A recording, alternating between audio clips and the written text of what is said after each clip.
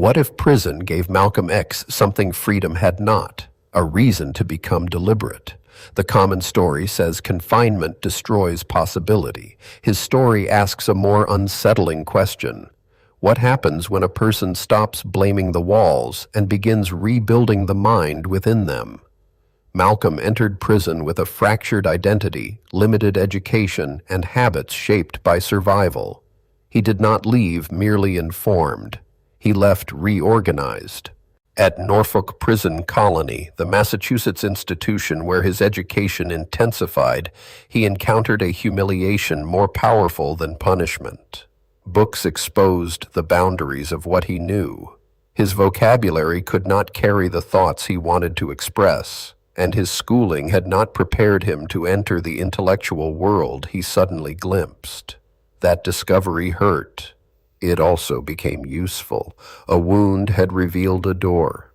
He began dictionary copying, tracing words until language became less foreign and more obedient to his intention. This was not a glamorous ritual. It was repetitive, private, and severe. Yet copying transformed reading from passive consumption into physical discipline. Each page demanded attention. Each definition expanded the territory of thought. Malcolm was not waiting to feel inspired. He was constructing the instrument through which he would later interpret history, religion, power, and himself. Books then became companions, instructors, and adversaries. History challenged the assumptions he had inherited. Religion offered a framework for moral direction. Study revealed that society's accepted version of reality was often written by those with the authority to preserve it. The prison library could not give him freedom in the ordinary sense, but it gave him a contest: either remain defined by his past or become accountable for what he made of it. Stoicism is the practice of governing your judgments and actions rather than surrendering them to circumstances. It does not demand emotional emptiness. It demands authority over response. Malcolm's discipline carried a related force. The cell, the institution, and the damaged beginning were facts, but they were not permitted to become his final definition. As Marcus Aurelius wrote, the mind can shape the character of the life it receives. That principle becomes practical when your environment offers no applause. You learn whether your ambition depends on recognition or survives without it. Malcolm's early transformation occurred away from the public gaze, before influence, reputation, or a polished identity could reward him. In that obscurity, he developed a private standard. Read when no one is impressed. Practice when no one is watching. Let consistency become evidence. For you, the modern prison may not have bars. It may be distraction, inherited fear, compulsive approval, or a career that rewards obedience while quietly eroding purpose. These conditions differ from incarceration, and they should not be confused with it.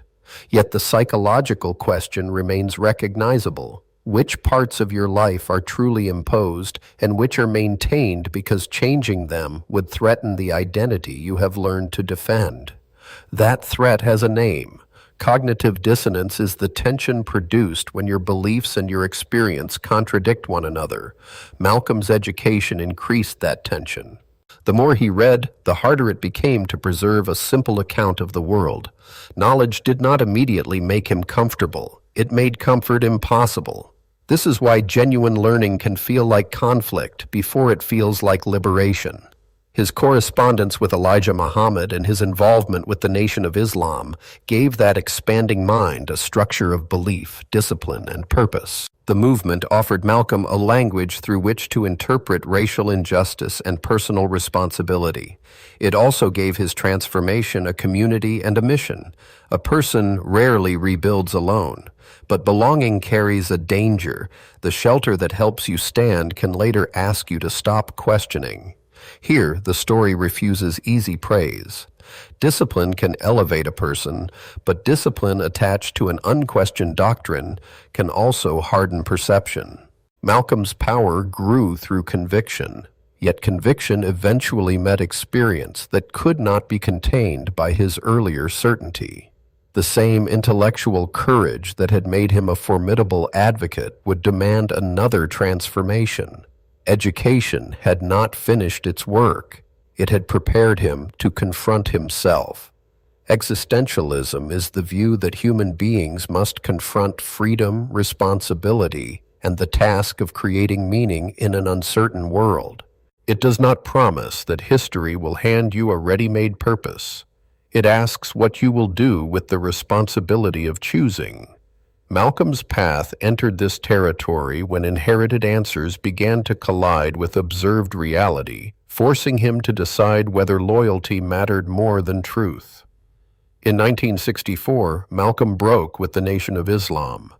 That break was not a minor adjustment in public language. It was the cost of intellectual honesty when a former certainty could no longer carry the whole weight of experience. To revise your worldview is to risk disappointing allies, losing status, and admitting that a previous self was incomplete. Many people prefer a familiar error to an unsettling correction. Malcolm chose the correction. The consequence was not confusion without direction. It was a wider inquiry. His Mecca pilgrimage exposed him to Muslims of varied backgrounds and challenged the racial assumptions that had shaped his earlier outlook. The journey did not erase the injustice he had witnessed in America, nor did it make him abandon the demand for dignity. It complicated his vision. Complexity in a serious mind is not weakness. It is often evidence that reality has finally been allowed inside. That change reveals a distinction between abandoning principles and refining them. Malcolm did not discard discipline, self-respect, or resistance to oppression. He questioned the boundaries around those principles. He moved from a narrower certainty toward a broader political and human vision. The lesson is severe. Growth may preserve your deepest values while destroying the explanations you once used to protect them. Shadow work is the deliberate examination of the rejected, hidden, or uncomfortable parts of your personality. It is not self-condemnation. It is the attempt to see how fear, pride, resentment, and ambition influence your choices before they govern you invisibly. Malcolm's willingness to confront contradiction suggests a form of shadow work in public life. He did not merely build a stronger identity. He tested the identity he had built. That test matters because self-reinvention is often mistaken for self-invention. You do not create yourself from nothing. You inherit wounds, language, loyalties, limitations, and stories about what is possible. Transformation begins when you examine those materials without treating them as destiny. Malcolm's prison education did not erase his past. It converted the past into material for thought and thought into a disciplined instrument of action. Consider what that demands in ordinary life. Choose a subject that enlarges your judgment, not merely your market value. Read beyond the opinions that flatter you. Write or study until your confusion becomes precise. Build routines modest enough to survive difficult days, yet demanding enough to expose your evasions. Discipline is not a performance of superiority. It is a method for making your intentions answerable to time. The broader society often rewards predictable identities. It prefers the person who can be categorized, marketed, and mobilized without resistance. Malcolm's evolution disrupted that preference. He became difficult to contain because he remained willing to learn, and learning altered his position. His example challenges a comfortable assumption. Consistency is not always virtue. Sometimes consistency is simply fear wearing respectable clothing. This is where personal mastery becomes political. A person who can read deeply, question inherited beliefs, and govern impulse is harder to manipulate. Such a person may still be mistaken, but mistakes can be corrected when identity is not chained to infallibility. Malcolm's discipline developed more than eloquence. It developed independence of mind, the capacity to treat every conclusion as accountable to evidence, conscience, and lived reality. The unfinished quality of his final vision is part of its significance. He did not become a flawless monument, sealed away from contradiction. He remained a thinker in motion, shaped by study, struggle, faith, rupture, and encounter. That movement can unsettle you because it removes the fantasy that transformation ends when others recognize you. The real test arrives after the breakthrough, when your new understanding asks for new conduct.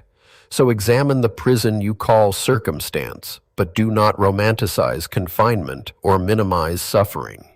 Ask instead where deliberate effort can still operate. What word, book, practice, or conversation would expose the limits of your present mind? Which belief are you protecting because it is true, and which because it protects your belonging? These questions are not decorations for reflection. They are instruments for recovering agency. Malcolm X used prison, books, and discipline to transform himself, but the deepest transformation was his willingness to keep transforming. Dictionary copying taught him patience. Reading expanded his world. The Nation of Islam gave structure and purpose. The 1964 break demanded revision. The Mecca pilgrimage widened his vision. Together, these experiences formed a demanding creed. Learn fiercely, act deliberately, and never confuse loyalty to your past with loyalty to truth. Your circumstances may never resemble his. They do not need to. The enduring challenge is smaller and more formidable. Become responsible for the mind through which you interpret your life. Freedom is not merely the absence of walls. It is the capacity to revise yourself without surrendering your principles, to endure uncertainty without begging for a borrowed identity, and to turn knowledge into conduct. Begin there. The door is rarely where you were taught to look.